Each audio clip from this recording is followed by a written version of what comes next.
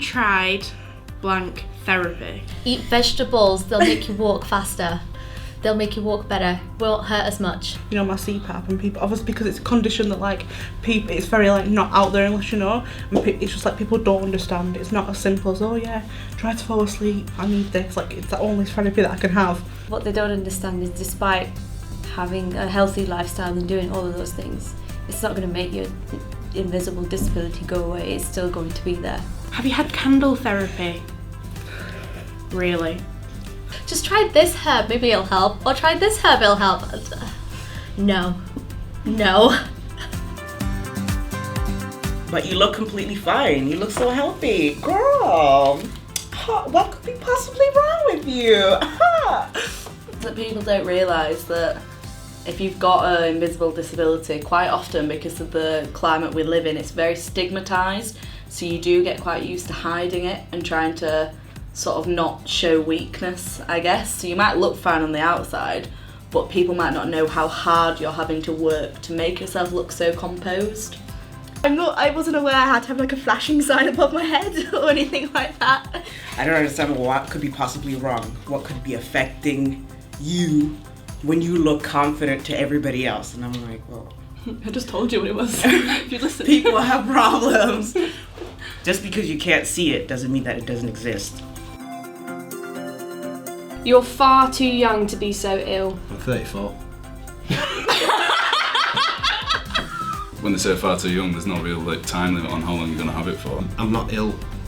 It's not an illness, it's not like a disease or anything like that, it's just something I can't help.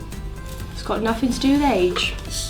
With dyslexia, I guess it's a learning disability, so a lot of people have it at an early age, so I mean, you can't be too young to have dyslexia, I guess. Depression and anxiety can happen at any age, and I think it's quite prevalent when you're young. It's a condition that is present from birth, so it's like, you know, you wouldn't say that to a young child, or you're too young to be so ill, so what's the difference with an adult? Sorry. That bathroom is for people with disabilities, accompanied by a judging look. I don't get people sometimes. Not all are visible. Not all are. Yeah.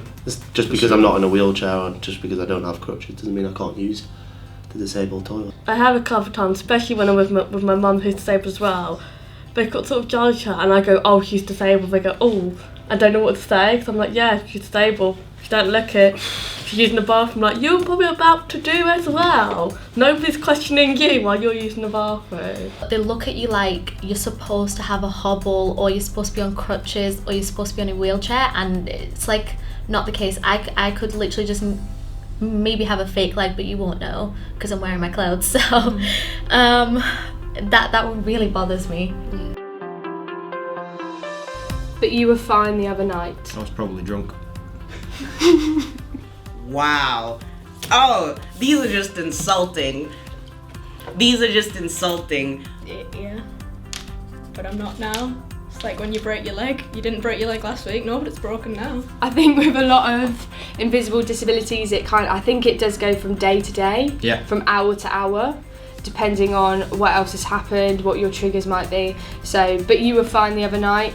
It just doesn't cut it because you don't know what our thought process might be and what that interpersonal path might take. You can be bouncy one minute and then be really like annoyed the next. Like I just bounce from mood swings all the time, so don't really know what is wrong. It just happens, and then just get on with what you've done. You can be up for a few weeks, and then it all comes crashing down, and then like 2 hours after somebody said something like that, you can be at your lowest point that you've been for about 6 months. If you've ever lived with depression and somebody says, you were fine the other night, just because I'm fine for a small amount of time doesn't mean that I'm fine all the time. It just means from that specific moment, I felt something that wasn't utter despair. Utter despair.